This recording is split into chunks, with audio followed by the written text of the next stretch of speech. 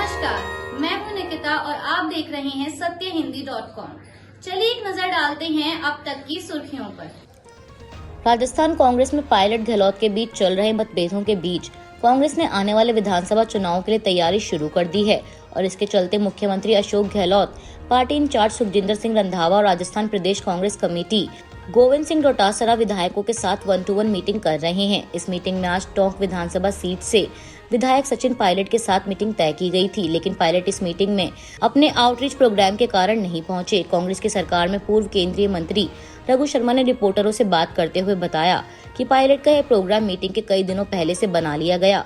वहीं पायलट के वसुंधरा राजे सरकार में हुए भ्रष्टाचार पर जांच के लिए एक दिन के अनशन पर भी पूर्व केंद्रीय मंत्री ने कहा कि राजस्थान को भ्रष्टाचार के लिए जीरो टॉलरेंस पॉलिसी है, मगर राज्य की सरकार में हुए भ्रष्टाचार की जांच की मांग लंबे वक्त से लटकी हुई है। सुप्रीम कोर्ट से राहत मिलने के कुछ घंटे बाद ही सीबीआई ने तृणमूल कांग्रेस के सांसद अभिषेक बनर्जी को शिक्षक भर्ती घोटाले के मामले में पूछताछ के लिए बुलाया है। कुछ देर पहले ही इस मामले में सुप्रीम कोर्ट ने अभिषेक बनर्जी के खिलाफ चल रही जांच पर रोक लगा दी थी।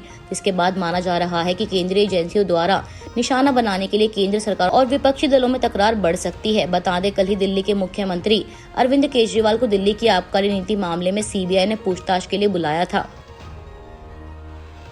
अतीक और अशरफ हत्याकांड के बाद बंगाल की मुख्यमंत्री तृणमूल चीफ ममता बनर्जी लगातार योगी सरकार पर हमला बोल रही हैं। प्रेस कॉन्फ्रेंस कर ममता बनर्जी ने बीजेपी पर निशाना साधा और कहा कि उत्तर प्रदेश के लोगों के लिए एनकाउंटर आम बात हो गई है। यूपी के लोगों को इन मुठभेड़ों का विरोध करना चाहिए। अगर पश्चिम बंगाल में कुछ होता है तो भाजपा केंद्रीय एजेंसियों को भेजती है।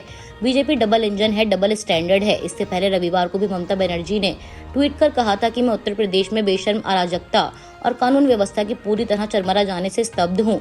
यह शर्मनाक है कि अपराधी अब पुलिस और मीडिया की मौजूदगी से बेफिक्र होकर कानून अपने हाथ में ले रहे हैं। हमारे संवैधानिक लोकतंत्र में इस तरह के गैरकानूनी कृत्यों का कोई स्थान नहीं है। माफिया अतीक अहमद और उसके भाई अशरफ की पुलिस के सामने सरेआम की गई हत्या के बाद यूपी की योगी सरकार और यूपी पुलिस पर कई तरह के सवाल उठने लगे हैं। इसे लेकर सीएम योगी ने शनिवार देर रात एक हाई लेवल मीटिंग की थी और कड़े निर्देश जारी किए थे, जिसके बाद आज सोमवार को एक बार फिर सीएम योगी आदित्यनाथ ने हाई लेवल मीटिंग बुलाई है और इस मीटिंग में भाग लेने के लिए आर.के. विश्वकर्मा सीएम आवास पहुंचे हैं। बता दें, यह मीटिंग योगी आवास यानी 5 कालिदास मार्ग पर हो रही है। कर्नाटक के पूर्व मुख्यमंत्री और विधायक जगदीश शेट्टार ने 10 मई को होने वाले विधानसभा चुनाव से पहले बीजेपी को बड़ा झटका देते हुए कांग्रेस का हाथ थाम लिया है। बीजेपी ने उन्हें इस बार टिकट नहीं दिया था, जिससे नाराज होकर उन्होंने रविवार को विधायक पद से इस्तीफा दे दिया और आज कांग्रेस में शामिल हो गए हैं। वहीं इससे पहले कर्नाटक के मुख्यमंत्री बसवराज बोम्मई ने कहा था कि जेपी नड्डा और गृह मंत्री अमित शाह ने शेट्टार को दिल्ली में एक बड़ा पद देने का वादा किया था। बसवराज बोम्मई ने हुबली में मीडिया से बातचीत के दौरान कहा कि जगदीश शेट्टार इस क्षेत्र में एक वरिष्ठ और महत्वपूर्ण नेता रहे हैं। जेपी नड्डा और केंद्रीय गृह मंत्री ने शेट्टार को दिल्ली में एक बड़ा पद देने का वादा किया था। अगर पूर्व मुख्यमंत्री बने रहते तो सब कुछ ठीक होता।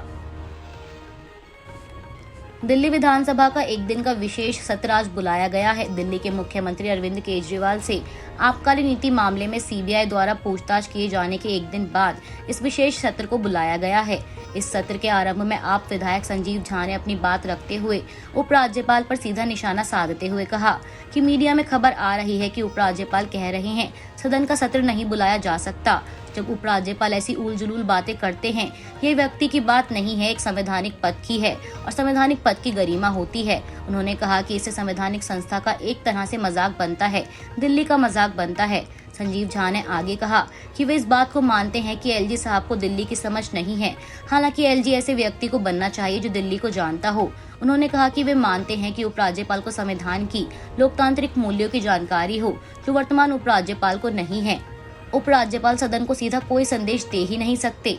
वहीं दिल्ली सरकार के मंत्री गोपाल राय ने दिल्ली विधानसभा के विशेष सत्र को बुलाने की वजह बताते हुए कहा कि विशेष परिस्थिति होने की वजह से यह सत्र बुलाया गया है।